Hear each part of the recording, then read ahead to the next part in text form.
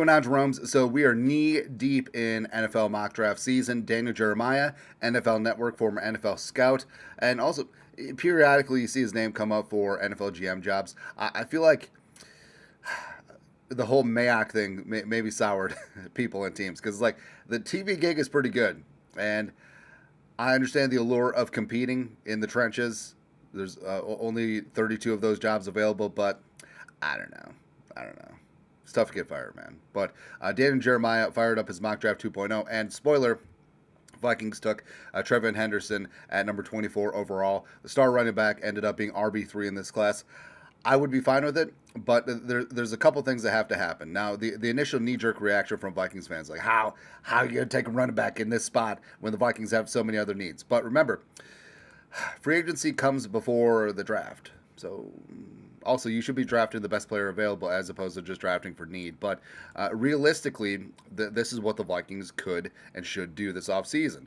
It looks like they have intentions of re-signing Murph. They could re-sign Cam Beasley. And then open free agency, Trey Smith, Kevin Zeitler, B.J. Hill, your mom's favorite player, Deshaun Wharton from the Chiefs, so I think it's extremely underrated. Did well in the Super Bowl. Only Chief defender who did well. As well as cornerback Mike Hilton in the slot. So the Vikings could check a lot of boxes in free agency, which is what you have to do, right? Draft free agency for need, draft BPA, and it just so happens like, hey, the Vikings can bring back Aaron Jones. And they could draft Henderson, which we'll get into Henderson's draft comps, which is actually really funny. But looking at DJ's mock draft, so there's no trades in this draft, but Abdul Carter at 1. Carter's going to be a game wrecker. Cam Ward to the Browns at 2. They got to find a quarterback solution, and they can't spend a lot of money on him because of the Deshaun Watson cap situation. Travis Hunter to the Giants at 3. I mean, if the Giants are able to trade for Stafford and keep the number 3 overall pick, this ain't bad. Will Campbell to the Patriots. First to buy the house, then you buy the insurance. Mason Graham to the Jaguars. I love it. I freaking love it, man. Shador Sanders falls to the Raiders at 6. I think that would be the perfect place for Shador. And then eventually, Pete Carroll came in. I know that Chip Kelly's the head coach in waiting, but you know that Deion's just going to take that job next year. That's what's going to happen. Tyler Warren goes to the Jets. They'll probably boo him like they did with Kyle Brady, but legitimate option legitimate weapon for whoever the hell the Jets quarterback is going to be. Jalal Walker. So I definitely warming up to Walker. I think that he's really a lot like Abdul Carter, where you got the off ball, you got the edge rushing combination, but he's just fun. A huge playmaker there. Mike Green, who I think is underrated, because at a certain point, you just throw the measurables out. Like Mike Green can get buckets, and he'll do that for the Saints. Calvin Banks goes to the Bears. Now, this could have been Genty, but it makes sense for the Bears to hammer the trenches. Will Johnson falls all the way to the Niners. For shame. For shame. Walter Nolan, 12 to the Cowboys. I think this is the highest I've seen Walter Nolan. Walter Nolan's going to be an absolute monster in this class. Tyler Booker to the Dolphins. All this nonsense about him falling out of the first round. Nah, he's a set it, forget it, starting guard. Membu for the Colts. Could be a right tackle, could kick inside. Michael Williams, the other Georgia edge rusher. The bit of the physical, you're betting on the physical traits and going from there. 16, Kenneth Grant. Ideas, goes to the Cardinals. 17, the Bengals.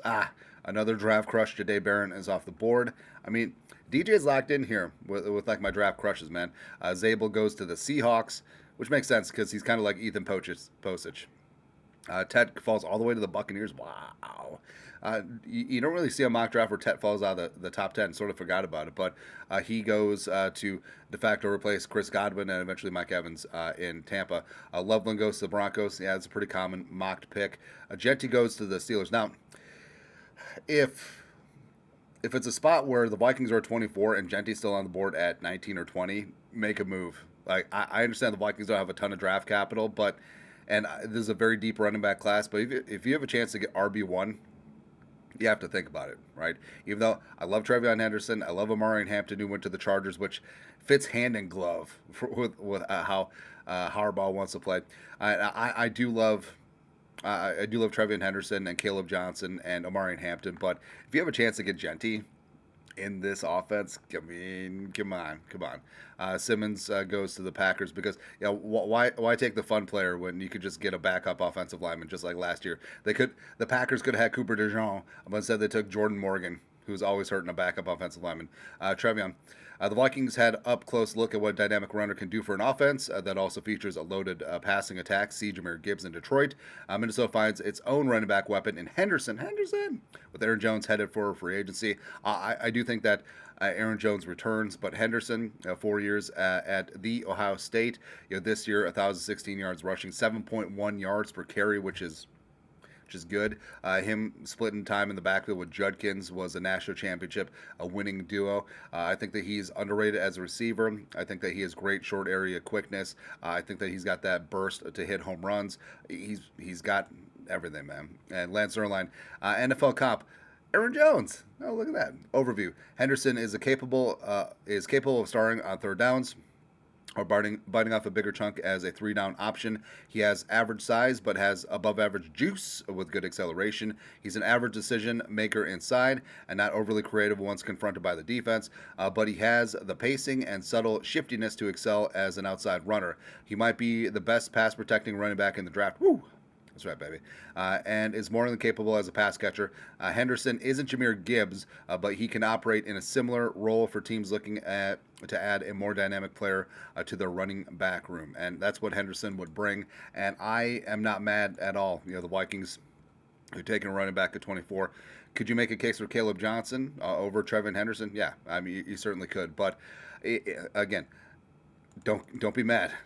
If the Vikings check all of those boxes in free agency and then they're freed up to draft BPA, I mean, you're certainly there. And if the Vikings didn't move to go get Henderson, I mean, you still got that 3rd and 2/5. It's a very deep defensive tackle class. You can grab a solid contributing offensive lineman later on as well. Hell, you could double dip at running back. We did a mock draft earlier today where we got Henderson and Judkins, because why the hell not at that point? Egbuka goes to the Texans. Definitely needs some wide receiver help. Darius Alexander goes to the Rams. I think that Alexander could sneak into the first round. Highly productive, a defensive tackle at Toledo, played all over the place, and just is disruptive. And that's the name of the game at this point. Shamar Stewart going to the Ravens. Donovan Jackson going to Lions. Those two picks annoy me because they're just sitting back there and just getting dudes. Hadi Campbell goes to the Commies. Matthew Golden to the Bills. They definitely need some help at receiver. I do think that Golden and Worthy, that whole debate, it's pretty close. Connerly goes to the Chiefs. That definitely need help at tackle. Then Malachi Starks. Ugh. I mean, how the hell does this happen? Howie Roseman gets another Georgia Bulldog, and Starks, this year's Brian Branch, just goes to the Eagles. So Brian Branch, Cooper DeJean, as well as Quinion Mitchell in that secondary, plus Blankenship. Come on. The hell, man. But either way, I love Henderson. I think that he would be a stud right away in this offense. Give the Vikings juice as sorely needed at the running back position. And hell, his clone, Aaron Jones, if he comes back for another season, at a reduced role, but still is like that mentor and quasi-coach on the field, do it. Do it on up. But your thoughts are thoughts. Vikings in Daniel Jeremiah's NFL Mock Draft 2.0 go running back.